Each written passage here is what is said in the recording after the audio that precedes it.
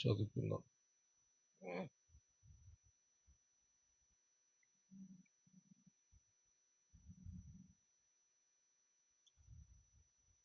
ఆదికాండము 24వ అధ్యాయం.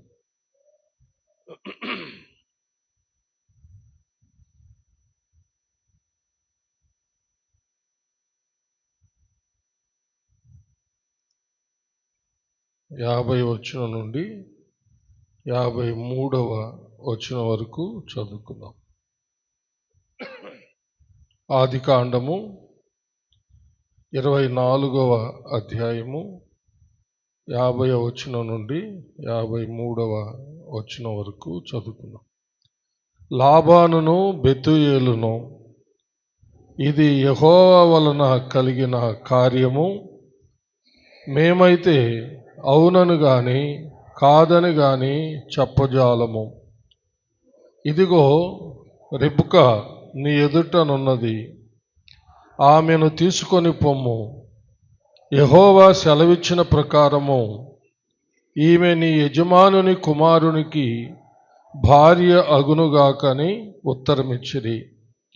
అబ్రహాము సేవకుడు వారి మాటలు విని యెహోవాకు సాష్టాంగ నమస్కారము చేసెను.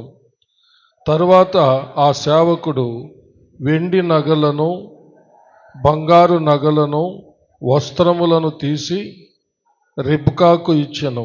మరియు అతడు ఆమె సహోదరునికిని తల్లికిని విలువగల వస్తువులు ఇచ్చెను. దేవుడు తన పరిశుద్ధ వాక్యమును మన ఆత్మీయ మేళ నిమిత్తమై మన వెనుకల్లో దీవించునుగాక. ఆమేన్. దయచేసి కూర్చోండి.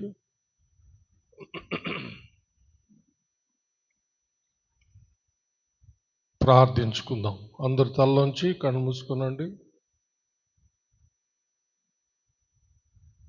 మహాపరిశుద్ధుడు అయిన మా ప్రియ పరలోకపు తండ్రి, దయగలిగిన మా దేవా యెహోవా, మీకు వందనములు, స్తుతులు, స్తోత్రములు చెల్లిస్తున్నాము. మీ దీన దాసుడనైన నన్ను మీ సిలువ చాటున మరుగు చేసుకొని నాతోనూ మా అందరితోనూ మాట్లాడమని క్రీస్తు పేర వేడుకొంచున్నాము పరమ తండ్రి. ఆమేన్. హల్లెలూయా. మన అంశంలోకి మరలా మనము ఈరోజు వస్తున్నాము. మనం సంఘం ఎత్తబట్టిన గురించి, ర్యాప్చర్ ఆఫ్ ద చర్చ్, క్రీస్తు సంఘము ఎత్తబడుట, గొర్రెపిల్ల వివాహము. గొర్రెపిల్ల వివాహం అంటే మన ప్రభు అయిన యేసుక్రీస్తుకు పవిత్రురాలైన సంఘమునకు జరగబోతున్న వివాహాన్ని గురించి మనము ధ్యానిస్తున్నాం. హల్లెలూయా. దానికి మనము ఎలా సిద్ధపడాలో వాక్యానుసారంగా మనము పరిశుద్ధాత్మ దేవుని ప్రేరేపణతో మనం సిద్ధపడుతున్నాం కదా. హల్లెలూయా. సిద్ధపడుతున్నారా? సిద్ధపడుతున్నారా? ఆమేన్ అని చెప్తే మీరు సిద్ధపడుతున్నారని అర్థం. సిద్ధపడుతున్నారా? ఆమేన్. ఎస్. ఆమేన్ అంటే ఎస్ అని. హల్లెలూయా. దేవునికి మహిమ కలుగును గాక. ఇప్పటికే చాలా విషయాలు నేర్చుకున్నాము. ఈరోజు ఒక అంశాన్ని మనము ధ్యానించుకుందాం. ఏంటంటే పెండ్లి కానుక. చెప్పండి. పెండ్లి కానుక. పెళ్లి కానుక అన్నమాట. పరిశుద్ధ బైబిల్ గ్రంథాన్ని ఒక కోణంలో చూస్తే, అంటే అనేక కోణాల్లో మనం ధ్యానిస్తూ ఉంటాం. ఒక కోణం, ఇప్పుడు మనం గొర్రెపిల్ల వివాహాన్ని గురించి, పెండ్లి సందర్భాన్ని మాట్లాడుకుంటున్నాం కాబట్టి, ఈ యొక్క వివాహము, పెళ్ళి, గొర్రెపిల్ల వివాహము, ఈ కోణంలో ఆలోచిస్తూ ఉన్నప్పుడు నాకు ఒక ఆలోచన వచ్చింది పరిశుద్ధ బైబిల్ గ్రంథాన్ని గురించి. పరలోక పెళ్లి పుస్తకము, పరలోక పెండ్లి పుస్తకము అని నాకు అర్థమైంది. హల్లెలూయా. అంటే ఒక కోణంలో. ఎందుకంటే పెళ్ళి ప్రధానము, పెళ్ళి ఏంటి, పెళ్ళి ప్రధానము, పెళ్ళి, ఇవి ఉన్నాయి బైబిల్లో. హల్లెలూయా. దేవుడే మొదట పెళ్లి చేశాడు. హల్లెలూయా. ఆదామును సృష్టించి ఆదాము ఒంటరిగా ఉండడం దేవునికి మంచిగా కనపడలేదు. ఈ లోకంలో దేవుడు సృష్టించినవన్నీ జతలు జతలుగా ఉన్నాయి. తర్వాత ఆదాముకు సాటి అయిన సహాయకురాల్ని చేశాడు, అవ్వని. వాళ్ళిద్దరిని భార్య భర్తలుగా చేసింది దేవుడే. హల్లెలూయా. దాన్ని మనము మన యొక్క ఆలోచన కానీ, బైబిల్లో ఉన్న ఆలోచన ప్రకారం కానీ, దేవుడే వాళ్ళను సృష్టించి ఆదాము అవ్వల్ని పెళ్లి చేసి భార్యాభర్తలుగా చేశాడని, ఒక కుటుంబంగా కట్టాడని. హల్లెలూయా. తర్వాత ఆ కుటుంబం పాడైపోయింది. ఆ కుటుంబం, చెప్పండి, వింటున్నారా? తర్వాత ఆ కుటుంబం పాడైపోయింది, పతనం అయిపోయింది. పాడైపోయినటువంటి ఆ కుటుంబాన్ని మరలా కట్టడానికి ఈ లోకానికి తనే శరీరం ధరించుకొని ఈ లోకానికి వచ్చిన తన కుమారునితో పాటు తండ్రి కూడా వచ్చేసాడు. హల్లెలూయా. అంటే కుమారునిలోనే తండ్రి కూడా ఉండి పతనమైనటువంటి ఈ కుటుంబాన్ని మరలా కట్టాడని, బాగు చేశాడనమాట. హల్లెలూయా. బాగు చేసి ఆ యొక్క పాడైపోయినటువంటి ఆ యొక్క దేవుడు ఏర్పరచుకున్నటువంటి ఆ యొక్క తన ప్రజలైన ఇజ్రాయేలీలను, అలాగనే లోకమంతటిని కూడా ప్రేమించి, ఏ భేదము లేదు, అందరూ పాపం చేసి దేవుడు అనుగ్రహించు మహిమను పొందలేకపోతున్నారని వ్రాయబడిన ప్రకారము తను ఏర్పరచుకున్న ఇజ్రాయేలీలను మాత్రమే కాకుండా లోకంలో ఉన్న సకల ప్రజలను ఆయన తన శిలువ మరణ పునరుద్ధానాల ద్వారా బాగు చేశాడు. హల్లెలూయా. ఏం చేశాడు? పాడైపోయినటువంటి మానవ కుటుంబాన్ని చెప్పండి, బాగు చేశాడు. హల్లెలూయా. బాగు చేసి ఆ మానవ కుటుంబము అనేటటువంటి ఆ స్త్రీని, లేకపోతే ఆ కన్యకను తన అమూల్యమైన రక్తముతో పవిత్రపరుచుకున్నటువంటి, పాడైపోయినటువంటి ఆ కన్యకను పవిత్రపరుచుకొని ఆ యొక్క పవిత్రురాలైనటువంటి ఆ కన్యకను ప్రదానం చేసుకొని వెళ్ళాడు అని చెప్పి మనం నేర్చుకున్నాం ఇప్పటికే. హల్లెలూయా. ప్రదానం చేసుకొని వెళ్ళాడు. హల్లెలూయా. అంటే అర్థమైందా? మొదట దేవుడే పెళ్లి చేశాడు. తర్వాత ఆ కుటుంబం పాడైపోయింది, మానవ కుటుంబం. ఆ కుటుంబాన్ని మరలా దేవుడు బాగు చేశాడు. అదంతా ఒక పవిత్రురాలైనటువంటి కన్యకనుగా చేశాడు. ఆ పవిత్రుల కన్యకతో ఆయన వివాహం చేసుకోవడానికి ప్రదానం చేసుకొని వెళ్ళున్నాడు. హల్లెలూయా. ఇప్పుడు పెళ్లి చేసుకోవడానికి మరలా రాబోతున్నాడు. హల్లెలూయా.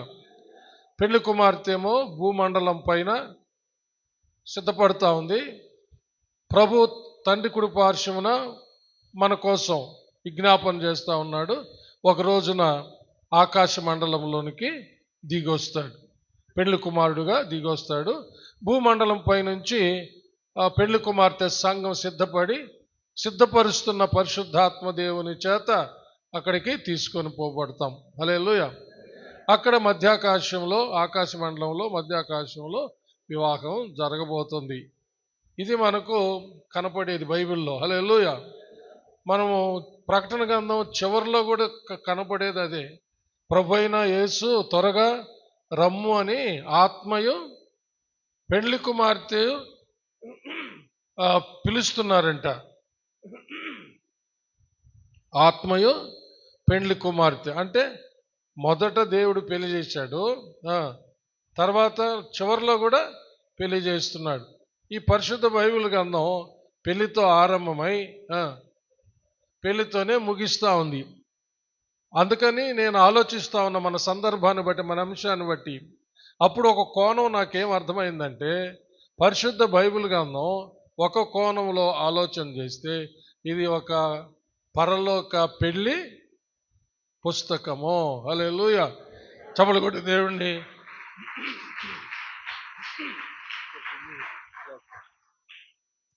పరలోక పెళ్లి ఆ పుస్తకం. హల్లెలూయా.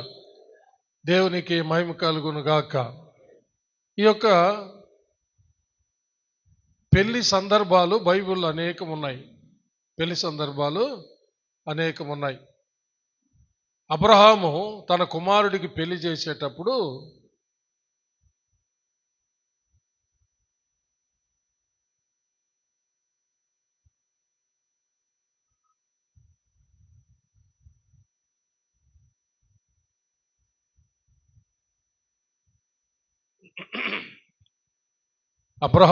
తన కుమారుడికి పెళ్లి చేసేటప్పుడు తన పెద్ద దాసుడైన ఎలియాజర్ని తన స్వజనుల దగ్గరికి పంపిస్తాడనమాట. అక్కడికి వెళ్తాడు.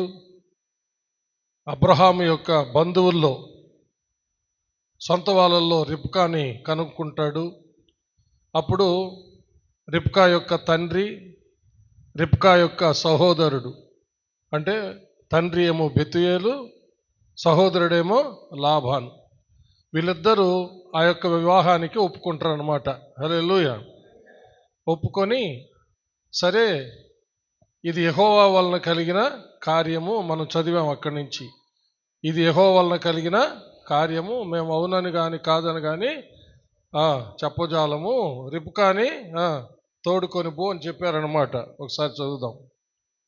లాబానును బెతుయేలును 50వ వచనం నుంచి, ఇది యెహోవా వలన కలిగిన కార్యము, మేమైతే అవునని గాని కాదని గాని చెప్పజాలము. ఇదిగో రిబ్కా నీ ఎదుట ఉన్నది, ఆమెను తీసుకొని పొమ్ము.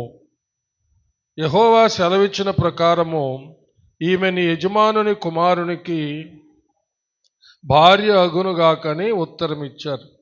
హల్లెలూయా.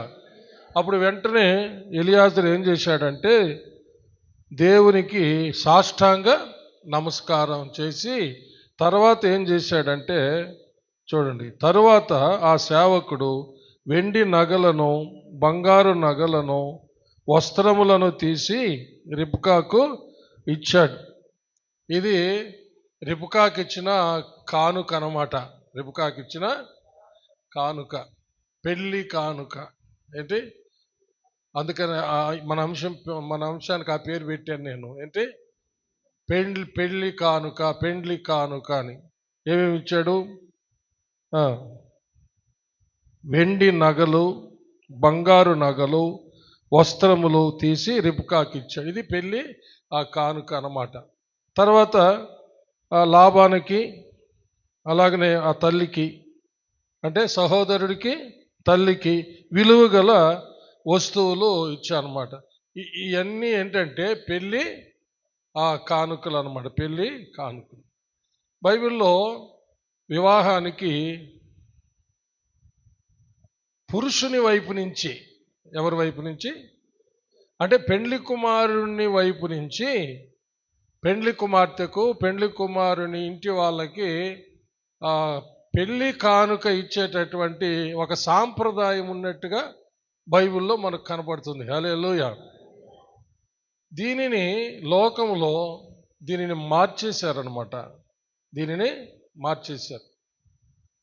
క్రైస్తవులు కూడా బుద్ధిపూర్వకంగా దీన్ని మార్చేశారు. లోకస్తుల వలె తయారైపోయారు క్రైస్తవులు కూడా. కానీ బైబిల్లో ఉండేది మాత్రము పెండ్లి కుమారుడే పెండ్లి కుమార్తెకు కానుక పంపించాలి, అంతే. హల్లెలూయా. ఇప్పుడు కట్న కానుకలు అంటాం. బైబిల్లో ఓలి అనే మాట కూడా కనబడుతుంది మీకు. అవి తీసుకొచ్చి చెప్తాను. ఓలి అంటే కూడా కట్నము, కానుక అన్నమాట. ఓలి అంటే కూడా కట్న కానుకలు అంటాం. అంటే కానుక, అదొక కానుక. అంటే పెళ్లి కుమార్తెకు పెళ్ళాక కానుక అన్నమాట అది. కానీ లోకంలో ఏం చేశారంటే భయంకరంగా దీన్ని చేంజ్ చేసేసారు. ఇదంతా సైతాను యొక్క కుట్ర అన్నమాట. వరకట్నం అని పెట్టారు. ఏంటి వరకట్నం అంటే వరుడికిచ్చే కట్నం. వరుడికిచ్చే కానుక అంటే పెళ్లి కొడుకు ఇచ్చే కానుక. అది బైబిల్లో మనకి ఎక్కడ కనబడదు. హలో, మీరు ఆది కాండం మొదలుకొని ప్రకటన గ్రంథం వరకు చదవండి. వరకట్నము, వరుడికి ఇచ్చేటటువంటి కానుక అనేది ఎక్కడ కనబడదు. వరుడే వధువుకి, వధువు తండ్రికి, వధువు ఇంటి వారికి కానుక ఇచ్చేది అదనమాట. కానీ దీన్ని దుష్టుడైన అపవాది దేవుని చిత్తానికి వ్యతిరేకమైన దాన్ని చేసి పెట్టి ప్రజలను నానా విధంగా నాశనము చేశాడనమాట. ఇంకా మనకు తెలుసు, మనం లోకంలో చూస్తూ ఉన్నాం భయంకరంగా. పెళ్లి కుమారుడికి వరకట్నము లక్షలైతే ఆడపడుచుకు కూడా లక్షల కట్నం, ఆడపడుచు కానుకని పెట్టారనమాట భయంకరంగా. ఇవన్నీ దేవుని చిత్తానికి వ్యతిరేకమైనటువంటిది.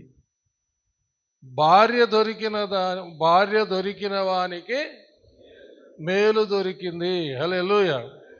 దేవుడు కూడా ఆదాముకు సాటి అయిన సహాయమును చేశాడంట. అవ్వను సాటి అయిన, ఎవరికి? ఆదాముకి. పెళ్లి జరుగుతుందంటే ఎవరికి మేలు జరుగుతుందంటే చెప్పండి, ఏమంటారు? చెప్పాలి. మీరు చెప్పకపోతే మీకేం అర్థం? ఎందుకంటే మన బ్రెయిన్ అంతా వాష్ అవ్వాలి, శుభ్రంగా కడగబడాల. లోకంలో ఉన్నటువంటి దాన్ని తెచ్చి మనము నశించిపోతా ఉన్నాం. బైబిల్ స్పష్టంగా చెబుతుంది. సామెతల గ్రంథం 14వ అధ్యాయం 1వ వచనం చదవండి.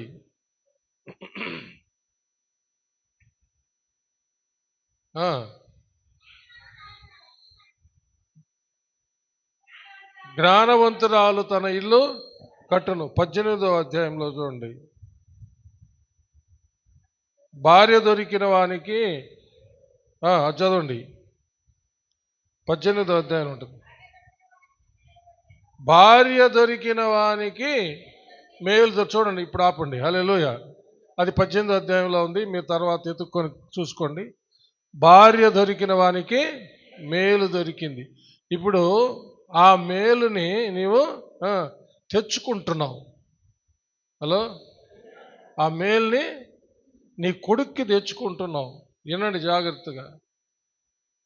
ఆ మేలుని ఎవరికి తెచ్చుకుంటున్నావు? నీ కొడుక్కి తెచ్చుకుంటున్నావు. నీ కోసము ఒక మేలుని అక్కడ సిద్ధపరిచి పెట్టి నీ కొడుక్కి మేలుని తెచ్చుకుంటున్నావు. కాబట్టి ధర్మం ఏంటంటే నీ కోసం సిద్ధపరిచిన ఆ మేలుని తెచ్చుకునేటప్పుడు కనీసము మాట్లాడితే కదైతే ఇద్దరు మాట్లాడారు, మిగతా వాళ్ళకి అర్థం. కనీసము కానుకన్నా ఇచ్చి తీసుకోరా. హలో, బైబిల్ చెప్పేది అదే. పెళ్లి కుమారుడికి మేలు. హల్లెలూయా. పెళ్లి కుమార్తె ఒక కానుక, ఒక బహుమానం. హల్లెలూయా. దేవుడు పెళ్లి కుమారుడికి ఒక వరం అంట. హల్లెలూయా. ఆ వరాన్ని తెచ్చుకుంటున్నావు కదా నువ్వు. ఊరికే తెచ్చేసుకుంటా ఏం చేయాలా? కొంచెమన్నా కానుక ఇవ్వవా? అది బైబిల్ చెప్పేది. హల్లెలూయా. కానీ లోకం ఏం చెప్తుంది?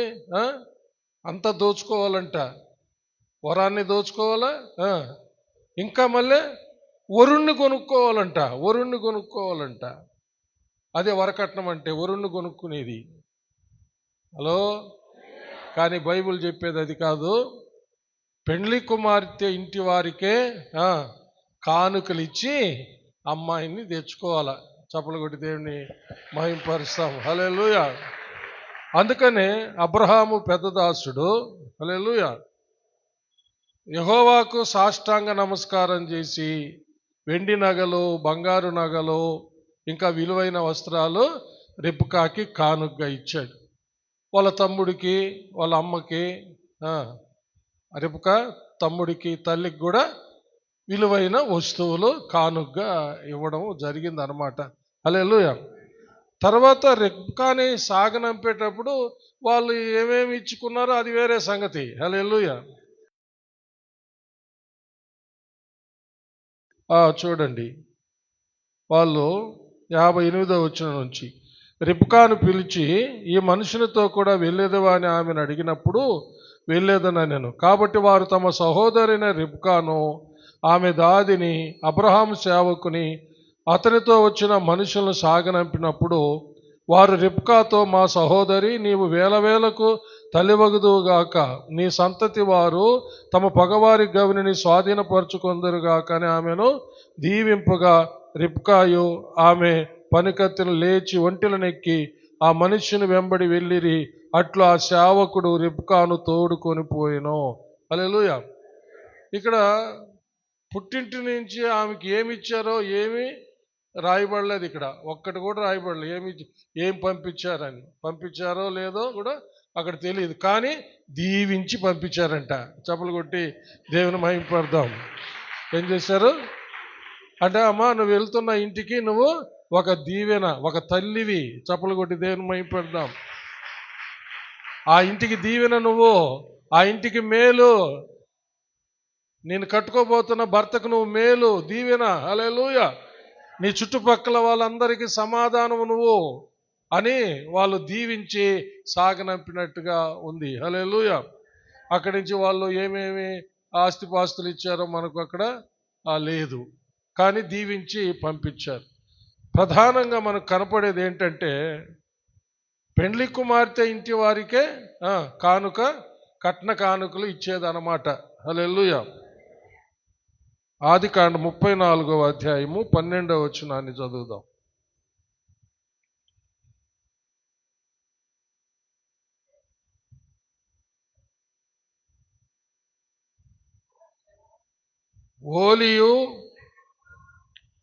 ఓలియు కట్నమును ఎంతైనను అడుగుడి, మీరు అడిగినంత ఇచ్చేదను, మీరు ఆ చిన్నదానిని నాకు ఇయ్యుడని ఆమె తండ్రితోనూ ఆమె సహోదరులతోనూ చెప్పెను.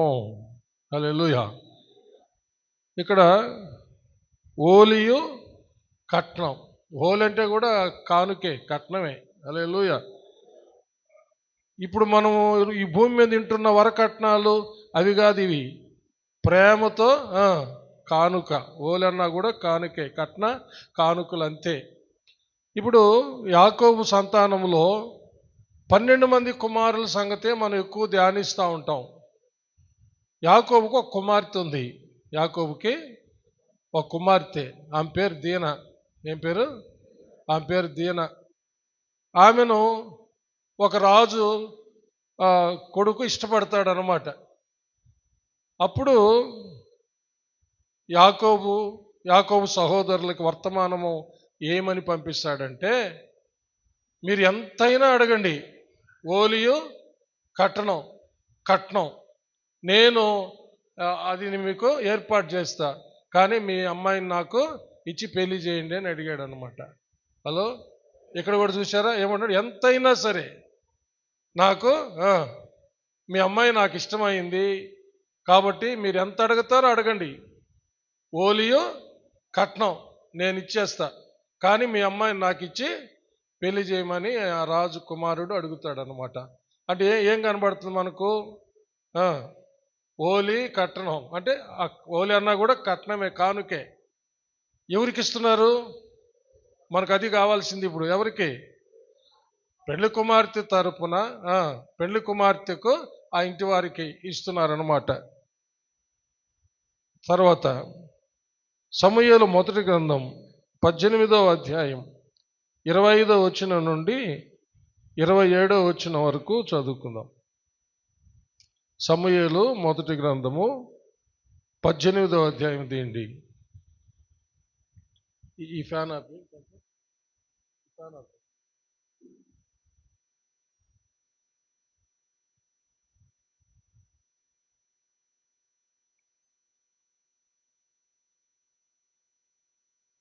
తీసారా? సమూయేలు మొదటి గ్రంథం 18వ అధ్యాయము 25 నుంచి 27వ వచనం వరకు. తీసారా? 240వ పేజీ పాత నిబంధన పుస్తకంలో. అందుకు సౌలు ఫిలిష్తీయుల చేత దావీదును పడగొట్టవలనన్న తాత్పర్యం గలవాడై రాజు ఓలిని కోరక రాజు శత్రువుల మీద పగ తీర్చుకొనవలనని ఫిలిష్తీయుల 100 ముందోళ్ళు కోరుచున్నాడని దావీదుతో చెప్పుడు అనెను. సౌలు సేవకులు ఆ మాటలు దావీదునకు తెలియజేయగా తాను రాజునకు అల్లుడు కావాలనన్న కోరిక గలవాడై గడువు దాటక మునిపే లేచి తన వారితో పోయి ఫిలిష్తీయులలో 200 మందిని హతము చేసి వారి ముందోళ్ళు తీసుకుని వచ్చి రాజునకు అల్లుడగుటకై కావలసిన లెక్క పూర్తి చేసి అప్పగింపగా సౌలు తన కుమార్తె అయిన మేకాలును అతనికిచ్చి పెండ్లి చేసెను. చప్పలు కొట్టి దేవుడిని మహింపరుస్తాం. హల్లెలూయా. సౌలు రాజు దావీదుని చంపేసి అడ్డం లేకుండా చేసుకోవాలనుకున్నాడు. ఎందుకంటే దావీదును దేవుడు రాజుగా చేయబోతున్నాడని అర్థమైపోయింది.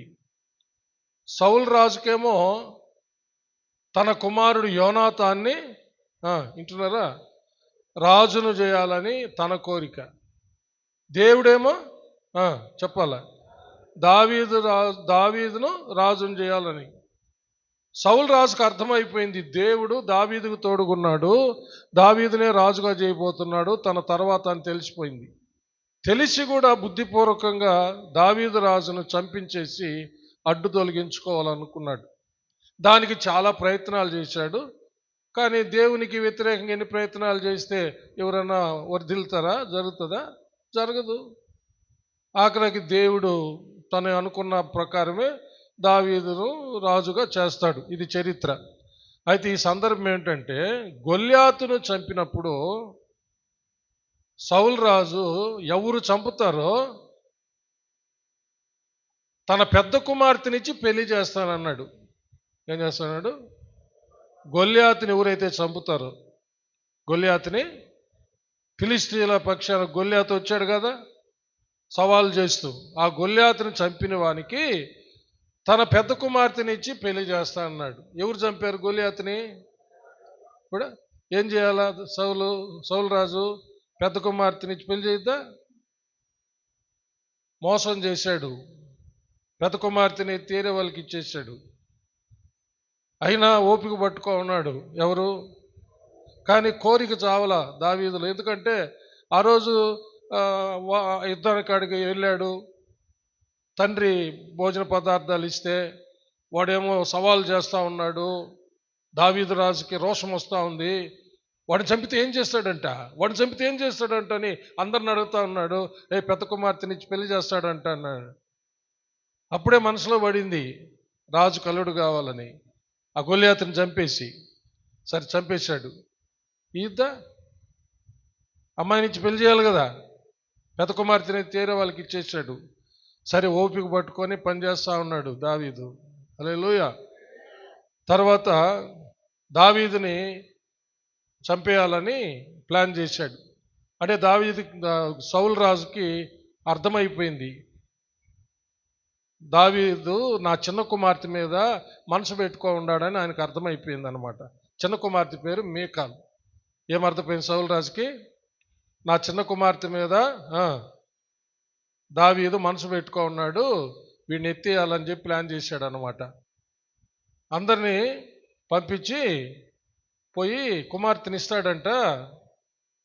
100 మంది ఫిలిష్తీయుల యొక్క ముందోళ్ళు, ఫోర్ స్కిన్,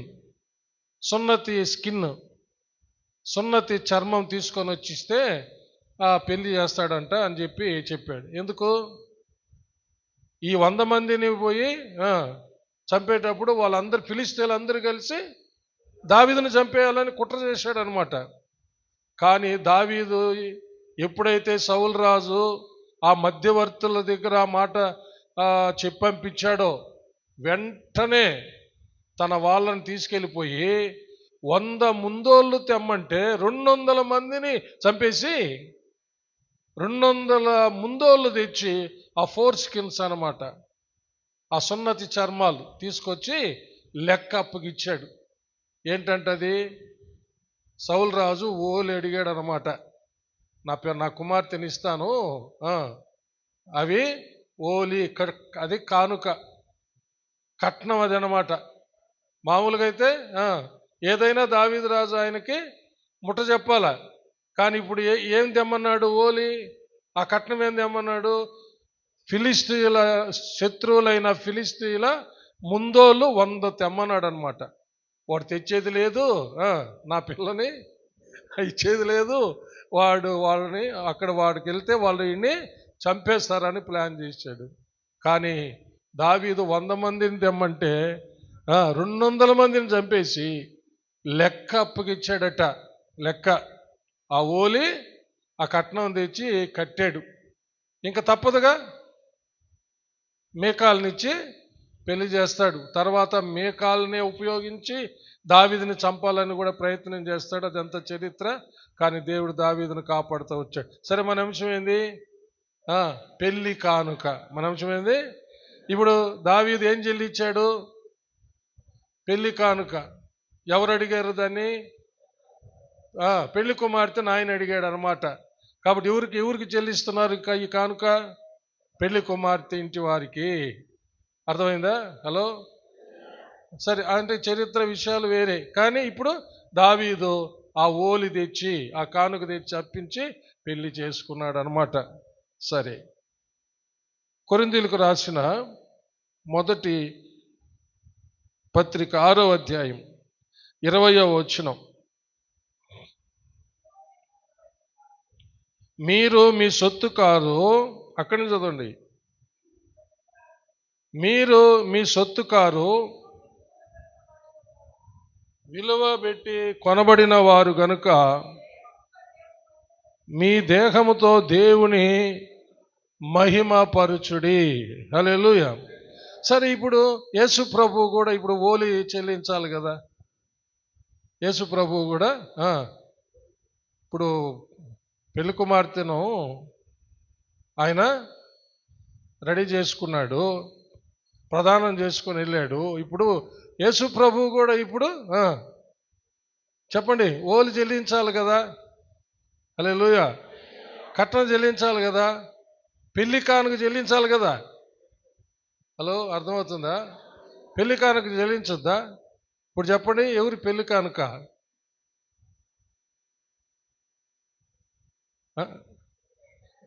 యేసయ్యే పెళ్లి కానుక. చెప్పండి, వెరీ గుడ్. ఒక్కరు చెప్పారు, అర్థం చేసుకుంటున్నారా? కొంచెం ట్రై చేస్తున్నారా? ఇక్కడ పెళ్లి కానుక ఎవరంటే పవిత్రురాలైనటువంటి పవిత్రురాలైన సంఘాన్ని వివాహం చేసుకోబోతున్నటువంటి పవిత్ర కన్నికగా ఉన్నటువంటి నిన్ను, నన్ను, మనలను సార్వత్రిక క్రీస్తు సంఘాన్ని వివాహం చేసుకోబోతున్న ప్రభువు చెల్లించిన పెళ్లి కానుక ఏమిటంటే తనే. హల్లెలూయా. యేసు ప్రభువే పెళ్లి కానుక. చప్పలు కొట్టి దేవుడిని మహిమపరచండి. హల్లెలూయా. చప్పలు కొట్టి దేవుడిని మహిమపడదాం. ఆయనేనండి మనకు పెళ్లి కానుక. తను తాను ఆయనే ఓలిగా, కానుకగా, కట్నంగా అప్పగించుకున్నాడు. ఆయనే పెళ్లి కానుక. అదే మన అంశం. చప్పలు కొట్టి దేవుడిని మహిమపరుస్తాం. హల్లెలూయా. దావీదు 100 మంది ఫిలిష్తీయుల ప్రాణాలు తీసి ఆ ముందోలు తెచ్చాడు. యేసు ప్రభు చెప్పండి, చెప్తే కదా సంతోషమా? అదే మీరు అర్థం చేసుకుని మీ ప్రతిస్పందన కోసం ఎదురు చూస్తున్నా. దావీదు 100 మంది ఫిలిష్తీ శత్రువుల యొక్క ప్రాణాన్ని తీసి వాళ్ళ ముందోలు తెచ్చి కానుకగా ఇచ్చి ఓలిగా పెళ్లి చేసుకున్నాడు. యేసు ప్రభు అది ఏంది? తన ప్రాణాన్ని ఇచ్చి. చప్పలు కొట్టి దేవుని మహిమపడ్డాడు. యేసుప్రభు తన ప్రాణాన్ని ఇచ్చి, తన ప్రాణాన్ని కానుకగా, తన ప్రాణాన్ని కట్నంగా, తన ప్రాణాన్ని ఓలిగా ఇచ్చి, హల్లెలూయా, నిన్ను నన్ను ఆయన వివాహం చేసుకోబోతున్నాడు. చప్పలు కొట్టి దేవుని మహిమపడి ఇచ్చేశాడు. హల్లెలూయా. అదే ఒక కోణంలో, అంటే అనేక కోణాలు ఉన్నాయి బైబిల్లో. ఆయన బలి అవ్వడానికి, ఆయన రక్తం చిందించటానికి అనేకమైన కోణాలు ఉన్నాయి. ఇదొక కోణము.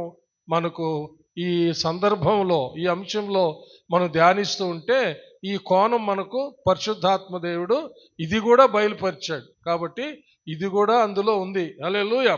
అంటే మన కోసము పెళ్లి కానుకగా, మనలను వివాహం చేసుకోవడానికి మన కొరకు పెళ్లి కానుకగా తనను తానే అప్పగించుకున్నాడు. దావీదు 100 మంది శత్రుల ప్రాణాన్ని తీసి ముందోలు తెచ్చి అప్పగిస్తే యేసుక్రీస్తు తన ప్రాణాన్నే పెట్టి, హల్లెలూయా, తన ప్రాణాన్నే ఇచ్చి మనలను ప్రధానం చేసుకున్నాడు. హల్లెలూయా. మన కోసం ఆయన రాబోతున్నాడు, పెళ్లి చేసుకోబోతున్నాడు. ఇది హల్లెలూయా. అర్థమైందా? హల్లెలూయా. అందుకని పౌలు గారు ఏమన్నారంటే, మీరు మీ సొత్తు కాదు, విలువ పెట్టి కొనబడిన వారు గనుక మీ దేహముతో మీ దేవుడిని మహింపరచాలి అంటున్నాడు. హల్లెలూయా. అంటే ఇది నిజంగా నీకు అర్థమైతే, హల్లెలూయా, నీ కోసం తనను తాను కానుకగా, ఓలిగా, లేకపోతే కట్నంగా అప్పగించి అర్పించి నిన్ను ప్రదానం చేసుకొని ఉన్నాడే, ఆయనకు తప్ప నీ దేహంలో ఇంకొకరికి నువ్వు చోటు ఇవ్వలేవు. ఇది అర్థం చేసుకుంటే నీవు తనకు కాకుండా, అంటే యేసు నీ కోసము తననే కానుకగా సమర్పించుకున్నా, తన ప్రాణాన్నే నీ కోసము కానుకగా పెట్టినటువంటి ప్రభువుకి నువ్వు ద్రోహము చేయలేవు. అది పౌలు గారు మాట్లాడేది అదే. నీవు ఇక నీ సొత్తు కాదు. నీవు నీ కోసం ఎవరైతే రక్తాన్ని కార్చారో, ప్రాణం పెట్టారో, నిన్నెవరైతే విమోచించుకున్నారో, నిన్నెవరైతే కొనుక్కున్నారో ఆయన సొత్తు నీవు. హల్లెలూయా. కాబట్టి నీ దేహంతో ఆయన్నే మహిమపరచాలి. హల్లెలూయా. ఆయన వచ్చే వరకు నీ దేహముతో ఆయననే మహిమపరుస్తూ ఆయన కొరకు సిద్ధపడి ఎదురు చూస్తూ ఉండాలి తప్ప ఆయనకు ద్రోహము చేయకూడదు అని దీని యొక్క భావం.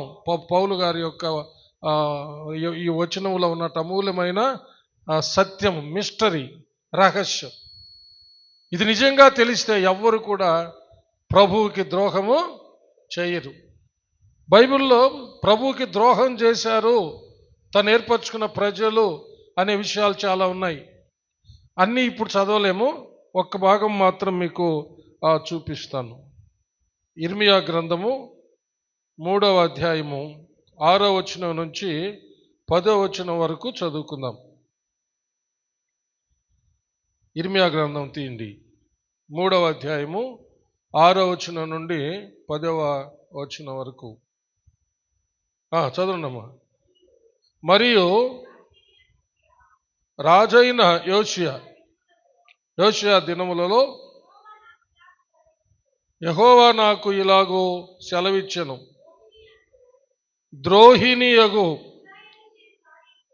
ద్రోహిణియగు ఇశ్రాయేలు చేయు కార్యము నీవు చూచితివా? ఆమె ఉన్నతమైన ప్రతి కొండ మీదికిని పచ్చని ప్రతి చెట్టు క్రిందికిని పోవుచు అక్కడ వ్యభిచారము చేయుచున్నది. ఆమె ఈ క్రియలన్నిటినీ చేసినను ఆమెను నా యొద్దకు తిరిగి రమ్మని నేను సెలవీయగా ఆమె తిరిగి రాలేదు. మరియు విశ్వాసఘాతకురాలగు ఆమె సహోదరి అయిన యోధా దాన్ని చూచెను. ద్రోహిణియగు ఇశ్రాయేలు వ్యభిచారము చేసిన హేతువు చేతనే నేను ఆమెను విడిచిపెట్టి ఆమెకు పరిత్యాగ పత్రిక ఇయ్యగా విశ్వాసఘాతకురాలకు ఆమె సహోదరి అయిన యోధా చూచియు తానును భయపడక వ్యభిచారము చేయుచు వచ్చుచున్నది. రాళ్లతోనూ మొద్దులతోనూ వ్యభిచారము చేసెను. ఆమె నిర్భయముగా వ్యభిచారం చేసి దేశమును అపవిత్రపరచెను. ఇంతగా జరిగినను విశ్వాసఘాతకురాలకు ఆమె సహోదరిన యోధ పైవేషమునకే గాని తన పూర్ణ హృదయముతో నా యొద్దకు తిరుగుట లేదని యెహోవా సెలవిచ్చి ఉన్నాడు. చూసారా, దేవుడు ఏర్పరచుకున్నటువంటి ప్రజలు ఇజ్రాయేలీలు, యూదులు. ఇజ్రాయేలీల్ని అక్కగా, యూదుల్ని చెల్లెలుగా పోల్చి మాట్లాడుతున్నాడు. ఎందుకంటే సొలొమోను రాజు తర్వాత ఇజ్రాయేల్ దేశం రెండుగా చీలిపోయింది. ఉత్తర రాజ్యం, చెప్పండి, దక్షిణ రాజ్యం. ఉత్తర రాజ్యమేమో ఇశ్రాయేలీలు, దక్షిణ రాజ్యమేమో యూదులు అన్నమాట. ఇశ్రాయేలీల్ని అక్క, యూదుల్ని చెల్లెలు అని పోలుస్తున్నాడు. వీరు ఒకరి తర్వాత ఒకరు తమ దేవుడైన యెహోవాకు ద్రోహం చేశారంట. ద్రోహం చేశారు. ఏంది వాళ్ళు చేసిన ద్రోహము? తనని విడిచిపెట్టి అన్యులతో కలిసిపోయి వాళ్ళ యొక్క రాళ్లను, పుట్టలను, చెట్లను, విగ్రహాలను ఆరాధిస్తూ దేవునికి ద్రోహము చేశారు. అంటే ఒక భార్య భర్తకు, తన కట్టుకున్న భర్తకు ద్రోహం చేసినట్టు వాళ్ళు చేశారన్నమాట. ఆ విధంగానే మనం ఇప్పుడు కూడా ఎవరైతే మన కోసము తనను తాను కానుకగా అర్పించుకున్నారో, తన ప్రాణాన్ని కానుకగా అర్పించి మనలను కొనుక్కున్నాడో, ఆ ప్రభుకి ఏనాడు కూడా, ఏ క్షణమందు కూడా, ఏ స్థితిలో కానీ ఎలాంటి భయంకరమైనటువంటి ఆ తొందరలు నీ మీదకి వచ్చినా కానీ, ఈ లోకంలో చాలా తొందరలు వస్తాయి కదా. హలో, వస్తాయా? ఎన్ని తొందరలు వచ్చినా కానీ నీకోసం తనను తాను కానుకగా అర్పించుకొని తన అమూల్యమైన రక్తాన్ని చిందించి ఆ రక్తముతో నిన్ను కొనుక్కున్నటువంటి ప్రభువుకు మాత్రం ఏనాడు ద్రోహము చేయకూడదు. హల్లెలూయా. నీవు నేను ఇక ఆయన సొత్తు. మనము పవిత్రురాలైన పెండ్లి కుమార్తె. మనలను ప్రదానం చేసుకొని పోయి ఉన్నవాడు మన ప్రభు అయిన యేసుక్రీస్తు. ఆయన మన కోసం ఓలి కట్నం కూడా చెల్లించి ఉన్నాడు. హల్లెలూయా. ఏమిటంటే తనను తానే కట్నముగా, హల్లెలూయా, అర్పించాడు. తన రక్తాన్ని కట్నంగా చెల్లించాడు. చప్పలు కొట్టి దేవుని మహింపడతాం. హల్లెలూయా. కాబట్టి ఇక మనము ఆయన వాళ్ళమే, ఆయన దానమే. హల్లెలూయా. కాబట్టి ఇంక ఎన్నడూ కూడా ఈ సత్యాన్ని నిజంగా గ్రహిస్తే ద్రోహము చేయలేము. కానీ ద్రోహము చేస్తూ ఉన్నారు అనేక మంది ఆనాడు ఇజ్రాయేలీలు, యూదుల్లాగా. అంటే వాళ్ళు ఈ సత్యాన్ని ఎరగలేదు. హల్లెలూయా. ఈ ప్రేమను గ్రహించలేదు. మనం పోయినసారి ఈ యొక్క అంశాన్ని ఆపినప్పుడు మనము విన్నాం. పరలోకం నుంచి తను ఏర్పరచుకున్నటువంటి ఆ యొక్క ఇజ్రాయేలీలు అనే కుమార్తెను ప్రదానం చేసుకోవడానికి వచ్చినప్పుడు అది భయంకరంగా చెడిపోయి ఉన్నింది. చెడిపోయిన దానిని వదిలిపెట్టలేదు అని మనం తెలుసుకున్నాం. ఏం చేశాడు? దానికోసం తన అమూల్యమైన రక్తాన్ని కార్చి చెడిపోయినటువంటి తనను తన రక్తంతో పవిత్రపరిచి, పాపమే లేని, పాపమే ఎరుగని పవిత్రురాలైన కన్యకనుగా చేసి ప్రదానం చేసుకుని వెళ్ళాడని ఇంతకు ముందు సందేశం మనం విన్నాం. హల్లెలూయా, హల్లెలూయా. ఇప్పుడు ఆయన తనను తాను ఓలిగా, తన రక్తాన్ని ఒక ఓలిగా, ఒక కట్నముగా ఆయన సమర్పించాడు అనేది నువ్వు గ్రహిస్తే, హల్లెలూయా, నీకోసం నా కోసం తనను తానే కానుకగా అర్పించిన, తన రక్తాన్నే వెలగా చెల్లించినటువంటి ప్రభువుకి నువ్వు ద్రోహము చేయలేవు, చెయ్యకూడదు. మనం ఇంకా ఆయన కోసమే సిద్ధపడి ఎదురు చూస్తూ ఉండడమే. హల్లెలూయా. ఇదే పిల్లరా మనం కలిగి ఉండవలసినటువంటి నీతి. నీతి నీతి నీతి తప్పకూడదు. దేవునికి ద్రోహం చేయకూడదు. మన ప్రభుకి ద్రోహం చేయకూడదు. ద్రోహం చేస్తే ప్రియులరా, చేయకూడదు, చేస్తే రాబోతున్న దేవుని మహా ఉగ్రతకు గురైపోతాం. ఆ తరువాత ప్రియులరా, అగ్ని గంధకాలతో మండే నరక గుండములో తోయబడతాం.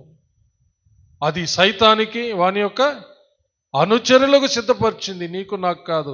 కానీ నీవు గనక ద్రోహం చేసే వారి జాబితాలో గనుకుంటే మాత్రం ఆ సైతానికి వాని అనుచరులకు సిద్ధపరిచినటువంటి ఆ ఘోరమైన నరకంలో తోయబడతాం. అంత మాత్రం కాదు, ఈ భూమి మీదకి వచ్చేటటువంటి ఆ యొక్క మహాదేవుని ఉగ్రతకు గురయ్యే ప్రమాదం ఉంది. ఇవన్నీ ఎందుకు దేవుడు తెలియజేస్తున్నాడంటే మనము నీతి కలిగిన వాళ్ళుగా ఉండడానికి. హల్లెలూయా.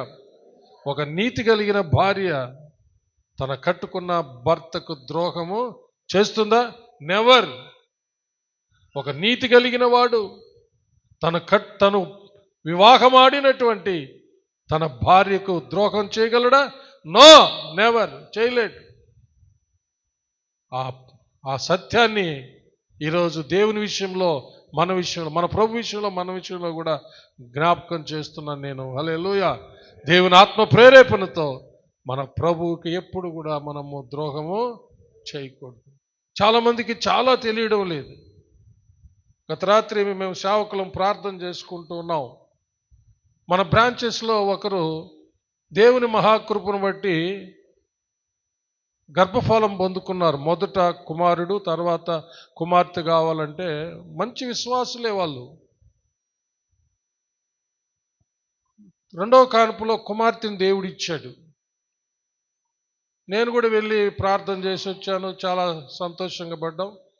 తర్వాత ఒక ఆదివారం ఘనంగా సాక్ష్యం చెప్పాడంట. హల్లెలూయా. చెప్పి ఆ మధ్యాహ్నము వేరే మీటింగ్ ఉంది, ఆడ కలుసుకోవాలని ఆ బ్రదరు సంఘస్థుని పిలిస్తే, లేదు కోడూరు వెలంగని మాతకు మొక్కుకున్నాడంట, ఆడికి పోతున్నాడు, రమ్మన్నాడు మమ్మల్ని అందరూ, మేమందరం ఆడికి పోతున్నామని. అసలు సత్యమే తెలియడం లేదన్నమాట.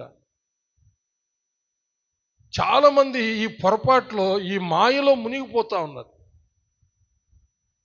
యేసుక్రీస్తు మన కోసం చెప్పండి కానుకగా అర్పించుకుంది. గుర్తుపెట్టుకోండి, యేసుక్రీస్తే మన కోసం తన అమూల్యమైన రక్తాన్ని వెలగా చెల్లించింది. యేసుక్రీస్తుకే మనం ప్రదానం చేయబడ్డాం. హల్లెలూయా. ఆయనకు వ్యతిరేకమైనది ఏది కూడా చేయదు. ఆయన స్థానము ఆయనకి ఇచ్చేదే నీతి. ఇంకా క్రైస్తవుల పేరట అక్కడక్కడ జరిగేటటువంటివన్నీ కూడా అవి దేవునికి ద్రోహ చర్యలే. అందరూ సాధారణంగా ఏమనుకుంటున్నారంటే వాళ్ళు కూడా క్రైస్తవులే కదా, వీళ్ళు కూడా క్రైస్తవులే కదా, మరి అవి చేస్తే తప్పేంది, ఇవి చేస్తే తప్పేంటి అనుకుంటున్నారు. ప్రియులారా, తప్పంటే తప్పే, అంతే. యేసు ప్రభువుకి తప్ప ఇక ఎవరికి, బైబిల్లో ఉన్న ఏ నామానికైనా సరే, తల్లి అయినా మరియ నామానికైనా సరే, యేసు ప్రభుల వారి శిష్యుల నామానికైనా సరే, ఎవరి నామానికైనా సరే మనము నమస్కరించకూడదు. అన్ని నామముల కంటే పైనామము యేసునామం. హల్లెలూయా. ఆయన మన కొరకు ఏ కానుకైనా చెప్పుకోండి. ఇప్పుడు మనం పెళ్లి సందర్భాన్ని బట్టి పెళ్లి కానుకని మాట్లాడుకుంటున్నాం.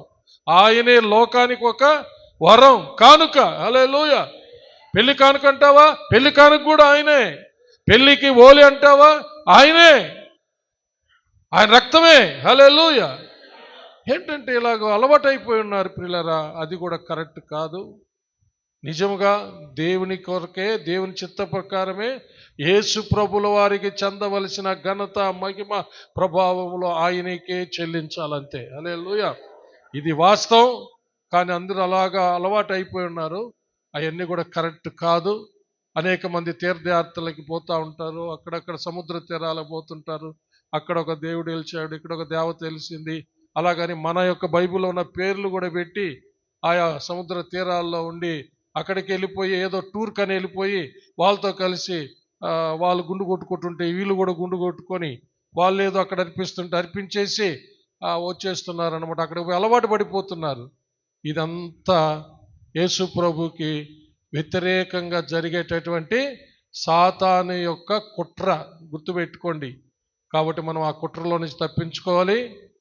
దేవుణ్ణే, మన ప్రభువునే మహింపరుస్తూ ప్రభుకి ద్రోహం చేయకుండా ప్రభు కోసం మనము సిద్ధపడాల. దేవుడటి కృప మనకందరికీ దయచేయనుగాక. ఆమేన్. ప్రార్థన చేసుకుందాం. హల్లెలూయా. అందరూ ఒకసారి లేచి నిలబడతారా? Praise the Lord, praise the Lord. Hallelujah, hallelujah, hallelujah, hallelujah. Thank you Jesus, thank you Jesus, thank you Jesus. విగ్రహారాధన అంటే ఏదైనా విగ్రహారాధనే. జాగ్రత్త పడదాం ప్రియులరా. మన ప్రభు కంటే దేన్ని కూడా మనం ఎక్కువగా ప్రేమించకూడదు. ఆ సహోదరుడు అంత గొప్ప సాక్ష్యం చెప్పి ఆ పని చేశాడంటే అతనికి తెలియలేదు, అసలు అతనికి జ్ఞానం లేదు, బైబిల్ గురించినటువంటి అనుభవం లేదు. ఎంత అజ్ఞానమో! అలాంటి వాళ్ళు చాలామంది ఉన్నారు. అయితే ఈ అజ్ఞానానికి కారణము అవిశ్వాసులైన వారి మనోనేత్రాలకు సాతానుడు కలిగించిన గుడ్డితనం ప్రియులరా. దాంట్లో నుంచి బయటపడాలా. మోసపోబాకండి.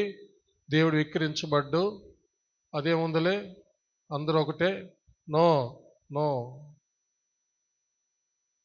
మనం విగ్రహారాధనకు దూరంగా ఉండాలి. ప్రత్యేకంగా మనం ఉండాలి. ద్రోహం చేసే వాళ్ళ లెక్కలో మనం ఉండకూడదు. మన ప్రభువునే మహింపరచ, ఆయన కొరకే సిద్ధపడాలి. ఆయనే మనకు పెండ్లి కుమారుడు, అంతే. ఆయన కోసమే సిద్ధపడాలి. త్వరగా రాబోతున్నాడు, నువ్వు సిద్ధపడు. ప్రార్థించుకుందాము. అలాగే తల నుంచి కళ్ళు మూసుకున్నట్లయితే పాస్టమ్ గారు చిన్న ప్రార్థన చేస్తారు. విన్న వాక్యాన్ని బట్టి అందరూ ఏకీవించండి, సిద్ధపడండి. దయచేసి కళ్ళు మూసుకొని అందరూ అర్థం చేసుకోండి. అందరూ అనేక విషయాల్లో రాజీ పడిపోతున్నారు, మొహమాట పడిపోతున్నారు. అటు క్రైస్తవేతరులతో, క్రైస్తవులు కాని వాళ్ళతో ఏకీవించేస్తున్నారు. క్రైస్తవులై ఉండి క్రీస్తుకు వ్యతిరేకంగా సైతాను చేత మోసగించబడి నడిపిస్తున్న కొన్ని ఆచారాల్లోకి వెళ్ళిపోతున్నారు. యేసుక్రీస్తు తప్ప ఇంకెవ్వరూ మనకు హెడ్ కాదు. ఆయనే మన శిరస్సు. ఆయనే మనకు పెండ్లి కుమారుడుగా రాబోతున్నాడు. ఆయన కొరకే మనం పెండ్లి కుమార్తె, అంతే. రైట్. మహాపరిషుద్ధుడు అయిన మా ప్రియ పరలోకపు తండ్రి, నీకు వందనాలు, స్తోత్రాలు నాయన. పునరుద్ధాన దినమందు ప్రభువా, ఈ ఉదయకాలం ప్రభువా నీ సన్నిధిలో చేరే రీతిగా నిన్ను ఆరాధించి కనపరిచే భాగ్యం మీరు మాకు ఇచ్చినందుకు స్తోత్రం. మీ దాసుని వరకు పరిచి మీరు మాట్లాడిన వాక్య లేఖనాలను బట్టి నీకు వందనాలు, స్తోత్రాలు, స్తోత్రాలు. మా కొరకై కానుకగా ప్రభువా మిమ్మల్ని మీరు సమర్పించుకొని ప్రభు అయ్యా, మా కొరకై నాయన మీరు నాయన మమ్మల్ని పరిణయం చేసుకోవడానికి రాబోతున్న మా తండ్రి, మీకు వందనాలు, స్తోత్రాలయ్యా. మేమందరం మీకు మాత్రమే కృతజ్ఞత కలిగిన వారు, మీ కొరకు ఎదురు చూస్తూ ప్రభువా నాయన అయ్యా గొప్ప సాక్షులుగా ఉండడానికి కృప దయచేయి ప్రభువా. ఏ వ్యతిరేక విషయాల్లో ప్రభువా అయినా మేము తావివ్వక నా తండ్రి నాయన, మీ కొరకై నాయన మీరు ప్రభువా నాయన మా కొరకై నాయన తండ్రి చేసిన త్యాగాన్ని జ్ఞాపకం చేసుకుంటూ మిమ్మల్ని మహింపరచుట కృప చూపమని ప్రభువా. సంఘాన్ని అంతటినీ నాయన రీతిగా సిద్ధపరిచి నామానికి మహిమ తెచ్చుకోమని యేసయ్య నామములో అడిగి వేడుకొనుచున్నాము పరమ తండ్రి. ఆమేన్. నా ప్రాణమా యెహోవాను సన్నుతించుము, నా అంతరంగముననున్న సమస్తమా ఆయన పరిశుద్ధ నామమును సన్నుతించుము. నా ప్రాణమా యెహోవాను సన్నుతించుము, ఆయన చేసిన ఉపకారములలో దేనిని మరువకుము. ఆమేన్. మన పరమ తండ్రి అయిన దేవుని ప్రేమ, కుమారుడైన యేసుక్రీస్తు ప్రభుల వారి యొక్క కృప, పరిశుద్ధాత్మ దేవుని అన్యోన్య సహవాసము, సన్నిధి, కాపుదల, భద్రత, నడిపింపు ఇప్పుడు ఎల్లప్పుడూ సదాకాలము మీకందరికును, మీ బిడ్డలకు, మీ బిడ్డల బిడ్డలకు, మీరు కలిగి ఉన్న సమస్తానికి తోడై దీవించి ఆశీర్వదించి కాపాడునుగాక. Amen, amen, amen. May God bless you all. దయచేసి ఒక ప్రకటన కట్ చేయి.